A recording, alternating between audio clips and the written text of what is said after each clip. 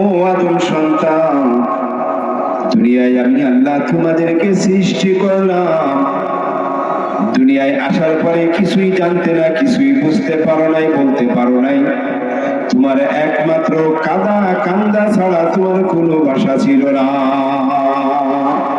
ওয়াল্লাহু আখরাজাকুম মিন বুতুনি উম্মাহাতিকুম লা তা'লামুনা শাইআ। রব্বে কারীম বলেন, আমি তোমাদেরকে সৃষ্টি করলাম। কে সৃষ্টি করেছে? আমাদের কে তৈরি করলেন? আল্লাহ। আল্লাহ পাক আমাদেরকে বানাইলেন, তৈরি করলেন, সৃষ্টি করলেন। এই সৃষ্টির পিছনে কি কোনো মাখলুকের হাত আছে? আর জোরে, কোনো মাখলুকের হাত নেই। আল্লাহ পাক রব্বুল আলামিন নিজেই সব কিছু সৃষ্টি করেছেন, তার হুকুমে হয়েছে। আল্লাহ, এই জন্য রব্বে কারীম বলেন, আল্লাহু আখরাজাকুম, আল্লাহ তোমাদের রব, আমি আল্লাহ তোমাদেরকে সৃষ্টি করলাম। মিন বুতুনি উম্মাহাতিকুম, কিভাবে সৃষ্টি করলাম? আমি আল্লাহ তোমাদেরকে আসমান থেকে সৃষ্টি করে ফেলাই নাই, দুনিয়ায় পাঠিয়ে দিই নাই। আমি আল্লাহ তোমাদেরকে তোমাদের মায়ের গর্ভে 9 মাস 8 মাস আমি তোমার মায়ের গর্ভে লালন পালন করে দুনিয়ায় পাঠিয়েছি। মিন বুতুনি উম্মাহাতিকুম, তোমার মায়ের গর্ভে, মায়ের পেটে ছিলে তুমি। আল্লাহ যখন মায়ের গর্ভে, মায়ের পেটে সন্তান যখন থাকে, আল্লাহ পাক রব্বুল আলামিন এই সন্তানের শরীরের অঙ্গ প্রত্যঙ্গ তৈরি হতে, প্রত্যেকটা অঙ্গ প্রত্যঙ্গ তৈরি হয় আল্লাহ পাকের হুকুমে। ফেরেশতা তৈরি করে।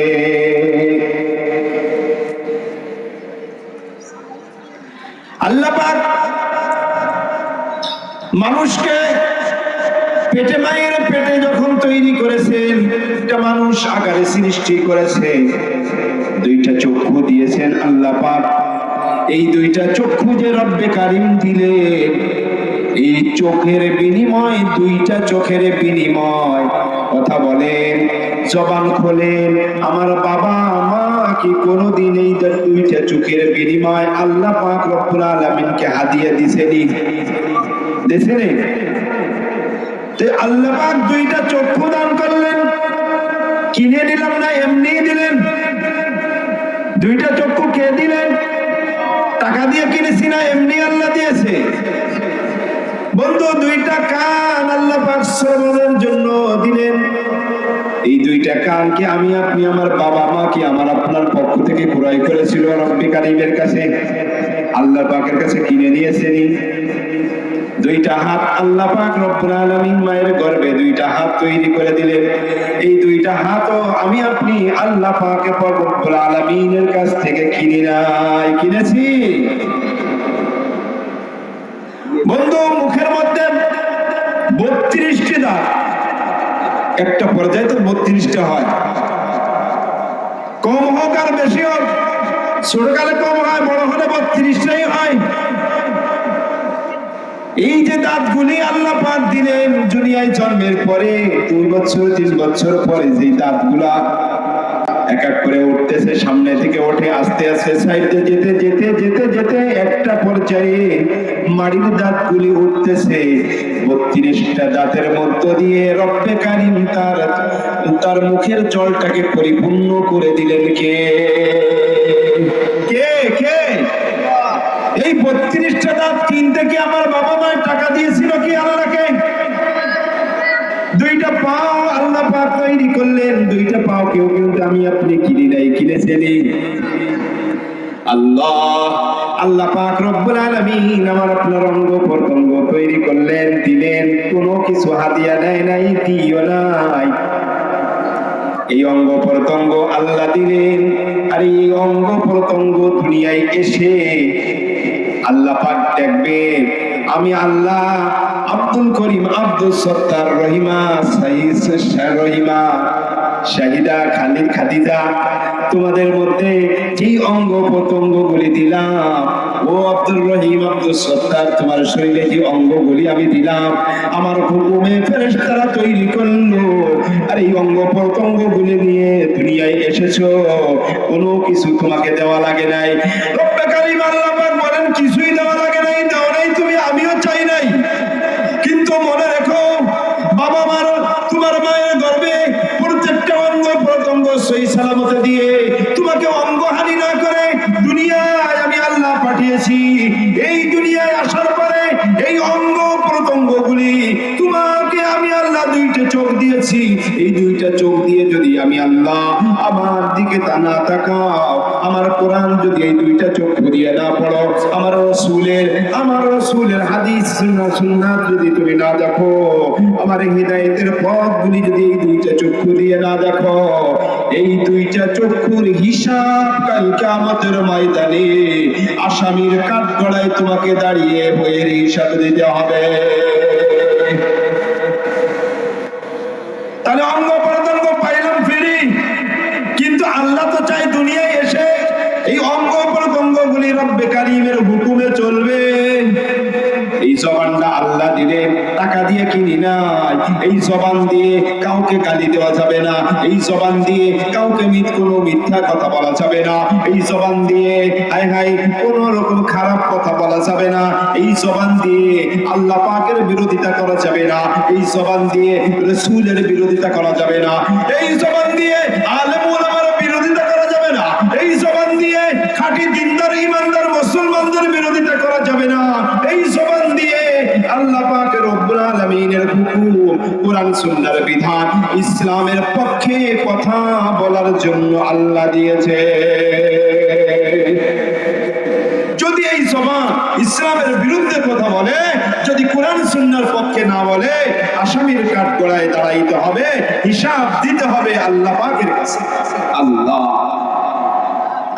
বন্ধু, দুইটা হাত আল্লাহ পাক দিলেন, যার কোনো বিনিময় আমরা দিই নাই, কিন্তু আল্লাহ পাক তো চাই দুনিয়ায় এই আল্লাহ পাকের দেওয়া দুইটি হাত দিয়ে কারোর উপরে জুলুম করবে না, কারোর উপরে মারপিট করবে না, কাউকে ঘুষি দিবে না, কাউকে পাস করবে না, কার উপরে কোনো জুলুম অত্যাচার করবে না, কার উপরে কোনো অস্ত্র ঠেকাইবে না, বন্ধু গুলি গালা করবে না, বোম মারে কার উপরে জুলুম করবে না।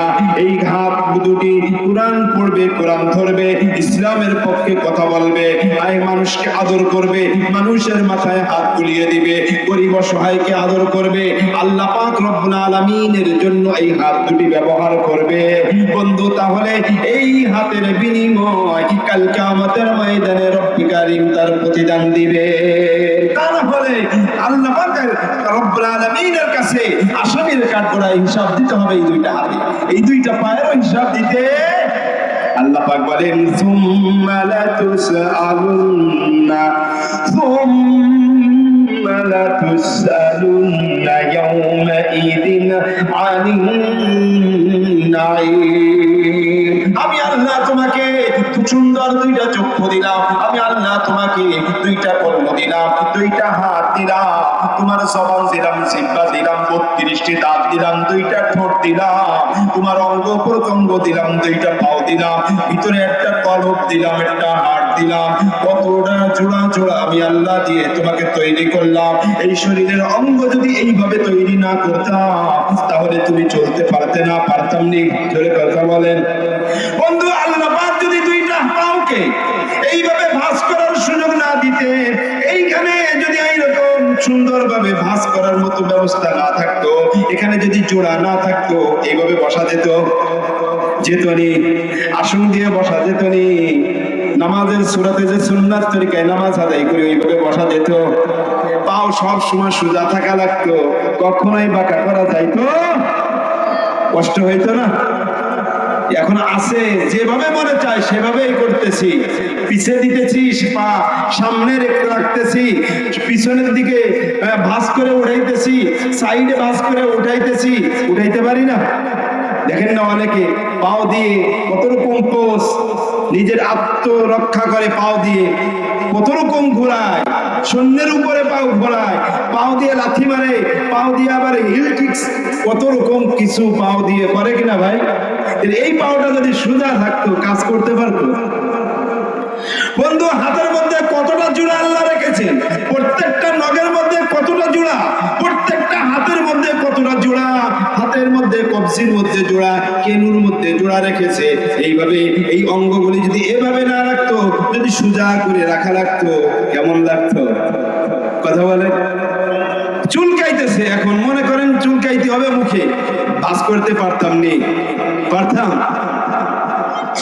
এইভাবে সোজা থাকতো, কি করতেন? কিভাবে বাস করতাম? কিভাবে চুলকাইতাম? একটা মাল উঠাইতে হবে, বাজার উঠাইতে হবে, বাস করা লাগে, একটু সোজা করা লাগে, আবার বাস করা লাগে, লাগে কিনা? আল্লাহ। টাকা গুনতে নখ লাগে না ব্যবহার করতে? নখ যদি সোজা হয়ে থাকতো, কিভাবে টাকা গুনতেন? একটু হিসাব করা দরকার। এই যে এইভাবে তৈরি কে করলেন? কতটা জোড়া দেখেন, কি সুন্দর করে প্রত্যেকটা নখ, হাত, পা কিভাবে আল্লাহ তৈরি করে দিয়েছে। সিজদায় যাইতেছি, কিভাবে রাখতে হবে, যদি হাত সোজা থাকতো তাহলে সিজদাইতে করতে পারতাম না, পারতাম নি? আল্লাহ। মনে করেন বাথরুমে যাওয়া লাগবে, টয়লেটে যাওয়া লাগবে, মাজা সোজা করার ডাকা করা যায় না, পাও বাঁকা করা যাইতেছে না, কেমন অবস্থা কি হইতো? গরু ছাগলে কিভাবে চালায়, ওইভাবে চালান লাগতো না? আল্লাহ আল্লাহ। এই জন্য আল্লাহ পাক বলেন, ওয়াল্লাহু আখরাজাকুম মিন বুতুনি উম্মাহাতিকুম লা তা'লামুনা শাইআ। আমি আল্লাহ তোমার মায়ের গর্ভে রেখে দুনিয়ায় এনেছি, তুমি কিছুই জানতে না, কিছুই বলতে পারতে না। তোমার দুনিয়ায় এসে শুধুমাত্র কান্দা ছাড়া তোমার কোনো ভাষা ছিল না। ক্ষুধা লেগেছে, তোমার ভাষা একমাত্র কান্দা। মশাই কামড়াইতেছে, তোমার ভাষা কাঁদা। কোনো কিছু কামড় দিয়েছে, কোন রকম ব্যথা পাইতেছে, ঘুমের কারণে, বাঁকাতাড়া হওয়ার কারণে, কোনো আরেকটা ছোট বাচ্চা তার উপরে আঘাত করার কারণে, অথবা রাত্রে মায়ের হাত সন্তানের উপর পড়ার কারণে বা পাও সন্তানের উপর পড়ার কারণে কিছুই বলতে পারে না। একমাত্র ভাষা হলো সন্তান কান্দা ছাড়া, কাঁদা ছাড়া কোনো ভাষা নেই, ঠিক না? এই যে নিয়ামত গুলি আমার আপনার শরীরের মধ্যে কে দিলে? আল্লাহ। টাকা দিয়ে কিনেছি, আল্লাহ পাক চান যে আমি দিয়েছি ফ্রি, কিন্তু দুনিয়ায় এসে আমার গোলামি করা লাগবে, তা না হলে কিন্তু খবর আছে, তা না হলে কি আছে? ইন্নাস সামা ওয়াল আবসার ওয়াল আফইদা, ইন্নাস সামআ ওয়াল বাসার ওয়াল ফুআদা কুল্লু উলাইকা কানা আনহু মাসউলা। কি বলেন? কান লাগান ও মা বোনেরা, কান লাগান ও আমার ভাইরা, কান লাগান। আল্লাহ পাক আমার আপনার এই অঙ্গ প্রত্যঙ্গ দিলেন, আর কি স্মরণ করিয়ে দিলে। আল্লাহ বলেন, শুনে রাখো, তোমার কান সম্পর্কে কাল কিয়ামতের ময়দানে আমি আল্লাহ জিজ্ঞাসা করব। ইন্নাস সামা ওয়াল বাসারা ওয়াল ফুআদা কুল্লু উলাইকা কানা আনহু মাসউলা। আরে তোমার কান সম্পর্কে জিজ্ঞাসিত হবে, তোমার চোখ সম্পর্কে জিজ্ঞাসা করা হবে, তোমার শরীরের সমস্ত কুল্লু উলাইকা কানা আনহু, তোমার শরীরের যত অঙ্গ প্রত্যঙ্গ আছে মাসউলা, জিজ্ঞাসিত হবে। এই অঙ্গগুলি কিভাবে ব্যয় করেছো, কিভাবে পরিচালনা করেছো, হিসাব দিতে হবে। বন্ধু, সৃষ্টি করলেন আল্লাহ, আমাদেরকে কে সৃষ্টি করলেন? সূর্য আর কেউ সৃষ্টি করেছেনি? জমিন বাংলাদেশ সরকার, জমিনগুলো রাজনৈতিক নেতারা সৃষ্টি করেছেনি? ভারত, পাকিস্তান, আমেরিকা, সারা পৃথিবীটা সৃষ্টি কে করলেন? আসমান কে সৃষ্টি করলেন? জমিন কে সৃষ্টি করলেন? গাছপালা কে সৃষ্টি করলেন? আল্লাহ। সব যখন আল্লাহ করলেন, তখন এই পৃথিবী যখন রব্বে কারীম সৃষ্টি করলেন, সূর্য কার হুকুমে ওঠে, আবার কার হুকুমে অস্ত যায়, দিন কার হুকুমে আসে, রাত্র কার হুকুমে আসে।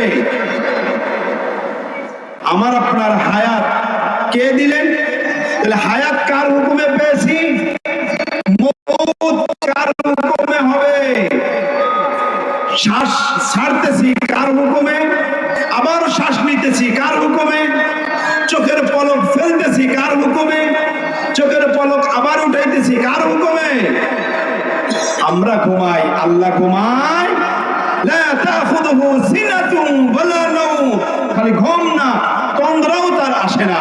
তিনি যদি ঘুমাইতে, ড্রাইভার ঘুমাইলে, ড্রাইভার প্যাসেঞ্জার সহ গাড়ি সহ পদ্মার নদীতে ডুবানো লাগবে, ঠিক কিনা? রব্বে কারীম ঘুমায় না। চর্মক্রিয়ার মানুষ, রব্বে কারীম ঘুমাইলে মানুষ নষ্ট হয়ে যেত, মানুষ খারাপ হয়ে যেত। আল্লাহ পাক ঘুমায় না।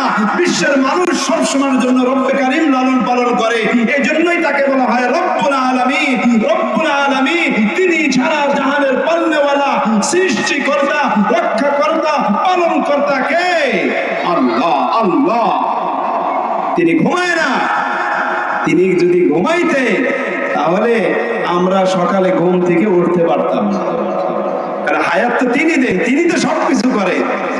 সকালে ঘুম থেকে চোখের পলক উঠাইতে পারতাম না। রব্বে কারীম তার হুকুমে চোখের পলক দুটি খোলে, আবার তার হুকুমে রাত্রে যখন ঘুমাই তার হুকুমেই দুইটা পলক নেমে যায়, ঘুমে এসে। সব কিছুই করেন কে? কে করে? বন্ধু, এই যে সাউন্ড বক্স, সাউন্ড সিস্টেম, কতটা মাইক, স্টেজে দেখা যাইতেছে স্পিকার, তারপরে সাউন্ড বক্স, এইগুলা ভাড়া আনা হয়েছে না? এইগুলা একটা দোকানে ঘরে ছিল না? ছিল নি? এই সব মালগুলা চর্মগুলি থানুক বা মিজান ভাই দিক, যেই দিক, তার দোকান ঘরের মধ্যে ছিল না? আজকের জন্য ভাড়া আনা হয়েছে নাকি?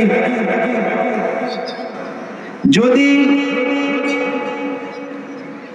এগুলার যদি সুন্দরভাবে ব্যবহার না হয়, বক্তার বয়ান শোনা না যায়, মাইকের আওয়াজ ঠিক মতো না হয়, সেটা ডিস্টার্ব দেয়, তাহলে কিছু মানুষ থাকে, দুই একজন বেশি কড়া কথাও বলে ফেলে কিনা? উদ্দেশ্য কি? এটা যেই ঘরে ছিল ওই ঘর থেকে এখানে আনার উদ্দেশ্য, এটা কার্যকারী হতে হবে। প্রত্যেকটা হর্ন থেকে আওয়াজ যাইতে হবে। সেট সুন্দরভাবে ভলিউম 50-60টা আছে।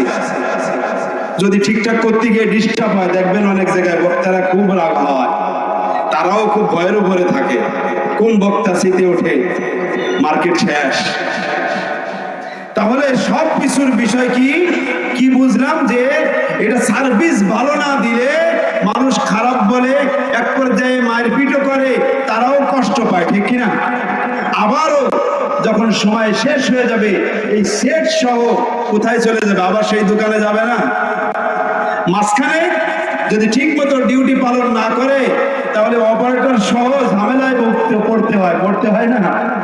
মাইকের তার ছিঁড়ে ফেলবে, সেট পিটাইবে, সেট অর্ডারেও বেশি বলবে কিনা? আল্লাহ।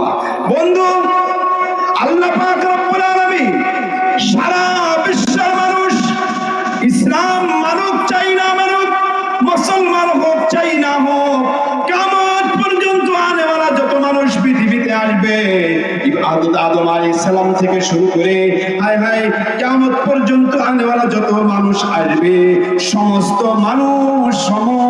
মানুষ জান্নাতে ছিল। কোথায় ছিল? আমাদের বাড়ি কোথায়? জান্নাতে। আমাদের বাড়ি কোথায়? ও বন্ধু, এইটা যেমন দোকানে ছিল, এখানে আসছে কিছু সময়ের জন্য। আল্লাহ পাক রব্বুল আলামিন আমার আপনার বাড়ি জান্নাতে, সন্দেহ আসেনি? বাবা মা ছিল কিনা জান্নাতে? বাবা মা ছিল না জান্নাতে, দুনিয়ায় এসেছে, আবারও জান্নাতে যাইতে হবে। রাজি আছেনি? কে জাহান্নামে যাবে? কেউ যাবে না, কেউ যাইতে রাজি না। সকলেই কোথায় যাব? যেখান থেকে এসেছি, যেখান থেকে এসেছি সেখানে। সেটার নাম কে? আল্লাহ। বন্ধু, তাহলে যেই উপমা দিতে গিয়ে বলেছিলাম আল্লাহ পাক আমাদেরকে জান্নাত থেকে দুনিয়ায় এনেছেন, কিভাবে আনলেন? জান্নাতে ছিল তো বাবা মা, ঠিক কিনা? বাবা মা ছিল না? আমি আপনি কি ওই জায়গায় ছিলাম নি? কিন্তু কোরআনে পাকের মধ্যে আল্লাহ পাক রব্বুল আলামিন যেই শব্দটা ব্যবহার করেছেন, শব্দটা ব্যবহার করেছেন বহুবচন। আরবিতে এক বচনও ব্যবহার হয়, দুই বচনও ব্যবহার হয় ও বহু বচন ব্যবহার হয়। অতএব কোরআনে পাকের মধ্যে আদম আলাইহিস সালাম, বিবি হাওয়া দুইজনে জান্নাতে ছিলেন। রব্বে কারীম জান্নাত থেকে বের করে দিলেন কয়জনকে? আমরা দেখি বুঝি কয়জন, কিন্তু কোরআনে পাকের মধ্যে কিন্তু দুইজন বলা হয় নাই। আল্লাহ পাক কোরআনে পাকের মধ্যে বলেন সূরা বাকারা 1 নম্বর পারার 6 নম্বর পৃষ্ঠার শুরুতে রব্বে কারীম বলেন কুলনা হাবিতু মিনহা জামিআ। আল্লাহ বলতেছে তোমরা সকলেই নেমে আসো। সকলেই নামতে হলে উপরের থেকে নামে না নিচের থেকে নামে? জান্নাত কোথায়?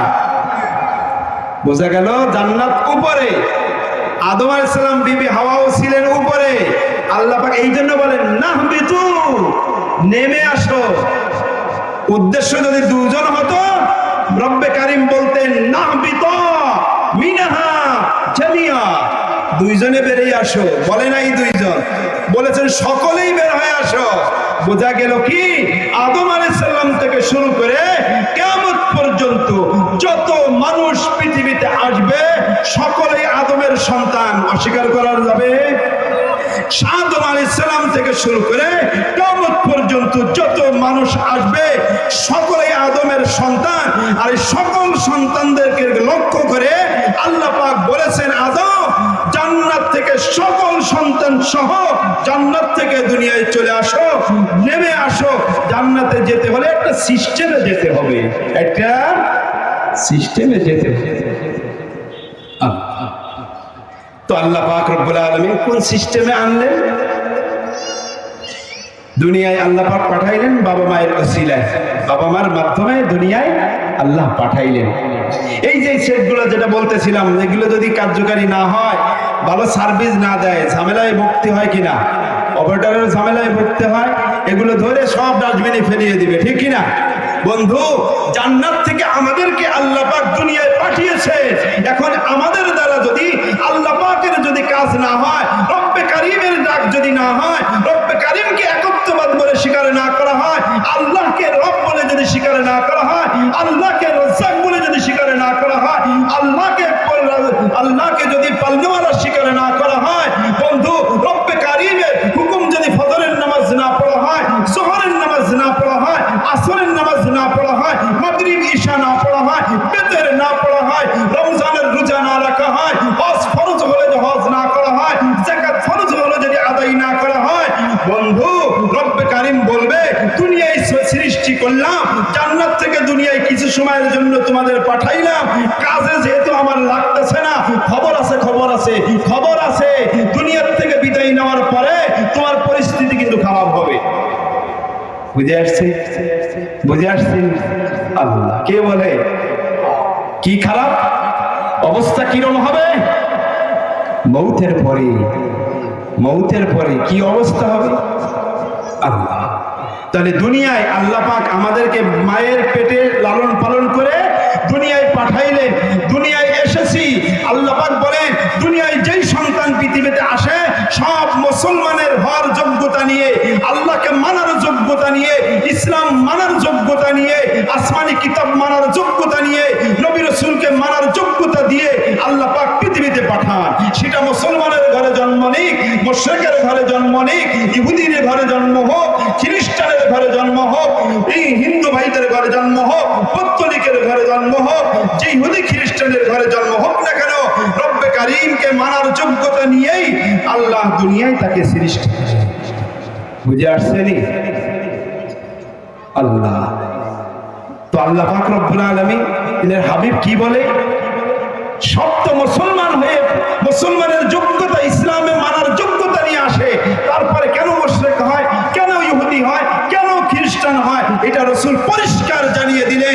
বাবা মার চরিত্র ভালো না হওয়ার কারণে সন্তানের চরিত্র ভালো হয় না, বাবা মা ইসলাম না মানার কারণে সন্তান ইসলাম মানে না, বাবা মা রব্বে কারীমকে না মানার কারণে সন্তান আল্লাহকে মানে না, বাবা মা নবীকে না মানার কারণে সন্তান নবীকে মানে না, বাবা মা নামাজ না পড়ার কারণে সন্তানেরা নামাজ পড়ে না, বাবা মা কোরআন না মানার কারণে সন্তান কোরআন মানে না, বাবা মা কোরআনের আমল না থাকার কারণে সন্তানের মধ্যে কোরআন থাকে না। এই জন্য রাসূল বলে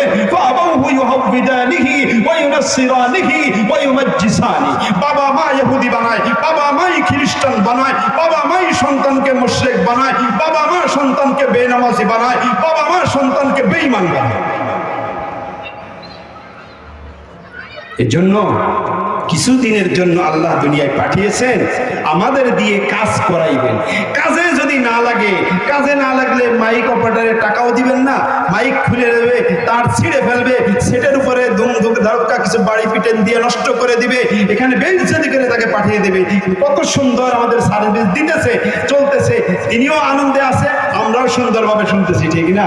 আল্লাহ এই জন্য আল্লাহ পাক রব্বুল আলামিন জান্নাত থেকে এখানে কিছুদিনের জন্য ভাড়াইটার মতো আমরা এসেছি।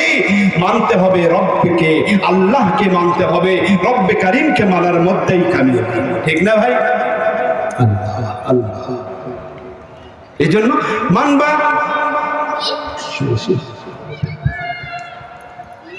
মানবা তো আলহামদুলিল্লাহ আমার দলভুক্ত হবা, মানবা না বেঈমান হবা, আমার দল থেকে বের হয়ে যাবে।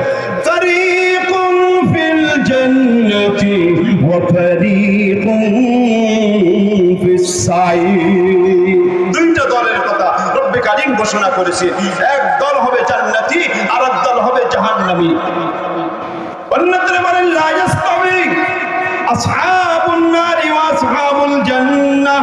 আল্লাহ বলেন জান্নাতি আর জাহান্নামী কোনদিন এক হতে পারে? আরো জোরে পারেনি? কে বলে লা ইস্তাবি? বরাবর হতে পারে না, সমান হতে পারে না, সমকক্ষ হতে পারে না। আসহাবুন নার ওয়া আসহাবুল জান্নাহ, জান্নাত এবং জাহান্নামীরা সমান হতে পারে? পারে না।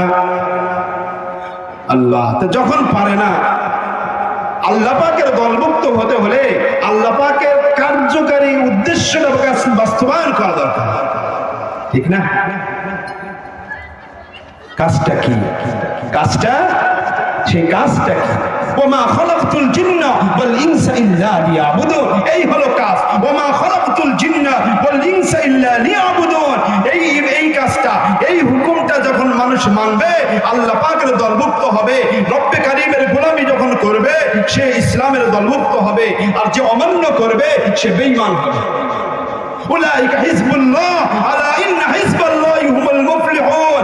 যারা রব্বে কারীমের দলভুক্ত হবে, আল্লাহকে মানবে, রাসূলকে মানবে, ইবাদত করবে, দুনিয়ায় রব্বে কারীমের উদ্দেশ্য মানসা পূরণ করবে, দুনিয়ায় পাঠানো ভাড়াইটা হিসেবে এসে যেই উদ্দেশ্যটাই আল্লাহ দুনিয়ায় পাঠিয়েছে উদ্দেশ্যটা যখন বাস্তবায়ন হবে আল্লাহ পাক রব্বুল আলামিন, তখন এই বান্দাটা আল্লাহ পাকের দলভুক্ত হবে, ঠিক না ভাই?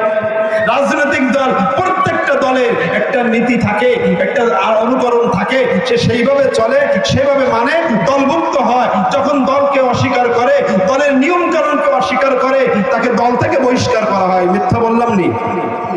আল্লাহ পাক রব্বুল আলামিন বলে দুনিয়ায় তোমাকে নামাজ নামক কার্যকর করার জন্য পাঠিয়েছি, কুরআন প্রতিষ্ঠিত করার জন্য পাঠিয়েছি, উলামায়ে কেরামের পক্ষে থাকার জন্য পাঠিয়েছি, ইসলামের পক্ষে থাকার জন্য পাঠিয়েছি।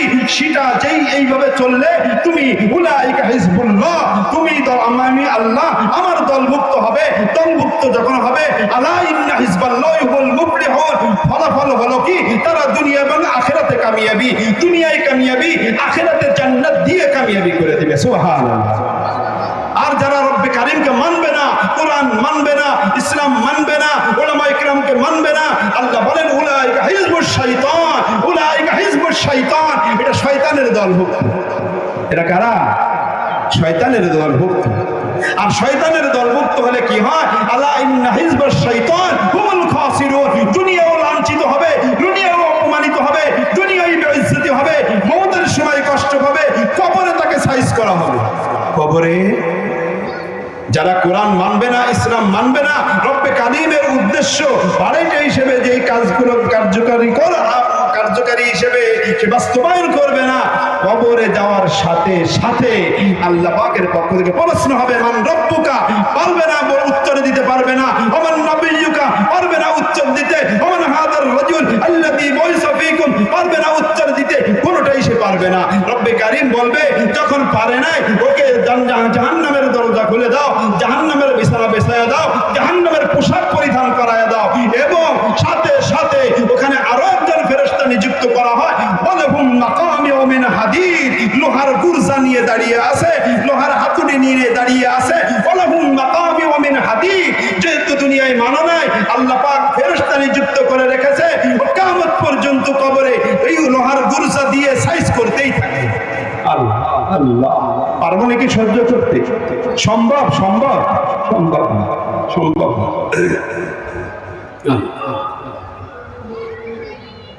আল্লাহ, তা আল্লাহকে যদি মেনে যেতে পারি, কোরআন সুন্নাহ মোতাবেক যদি জীবন পরিচালনা করতে পারি, তাহলে কবর আমার আপনার জন্য প্রশস্ত হয়ে যাবে। কতটুকু প্রশস্ত হবে?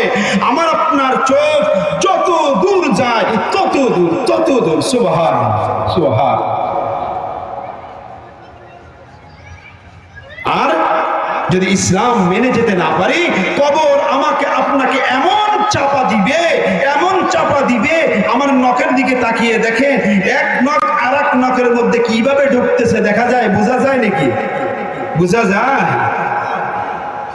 দুই পাশের হাড্ডি, বুকের হাড্ডি একটা আরেকটার মধ্যে এভাবে চাপায় ঠেলায় ঢুকে যাবে। মজা লাগবে?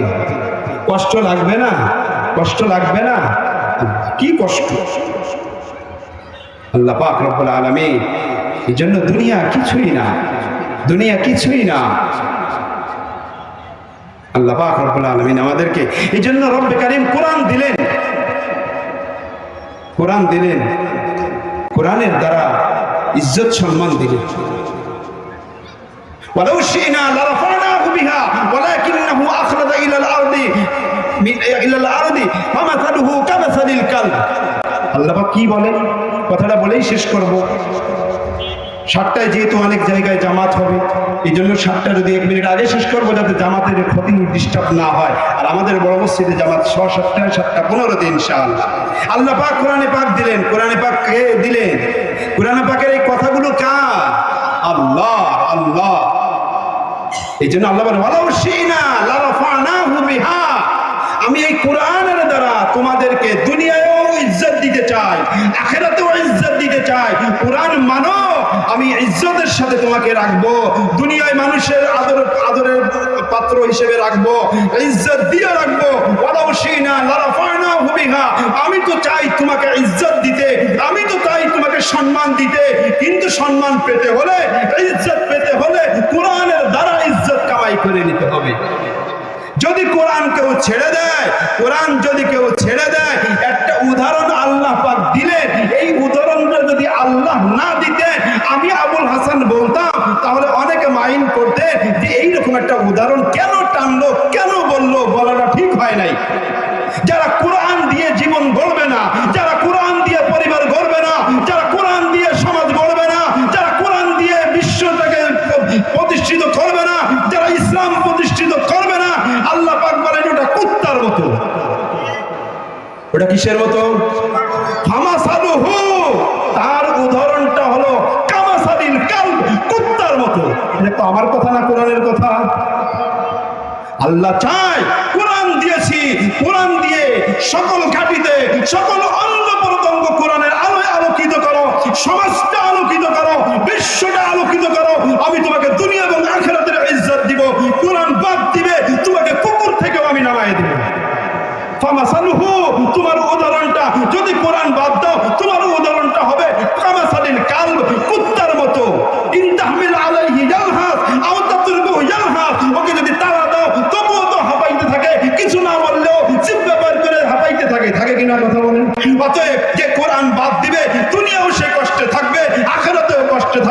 আল্লাহ পাক রব্বুল আলামিন আমাদেরকে এই কোরআন নিয়ে যে ব্যক্তিগত জীবন, পারিবারিক জীবন, সামাজিক জীবন, রাষ্ট্রীয় জীবন পরিচালনা করার জন্য যদি যার যেই ক্ষমতা আছে সেই ক্ষমতা দিয়ে কোরআনের পক্ষে থাকতে হবে ইনশাআল্লাহ। कुरान हमारा रहबर है, कुरान हमारा रहबर है, इस्लाम हमारा मंजिल है। আমাদের মঞ্জিল, আমাদের ঘাটি জান্নাত। পথ দেখাইবে কোরআনে। কিসে পথ দেখাইবে? কোরআন আমাদের পথ দেখাইবে। আমাদের শেষ মঞ্জিল, শেষ মাকসুদ হলো জান্নাত। অতএব কোরআন মানবে, কোরআন আমাদের জান্নাত দেখাইবে।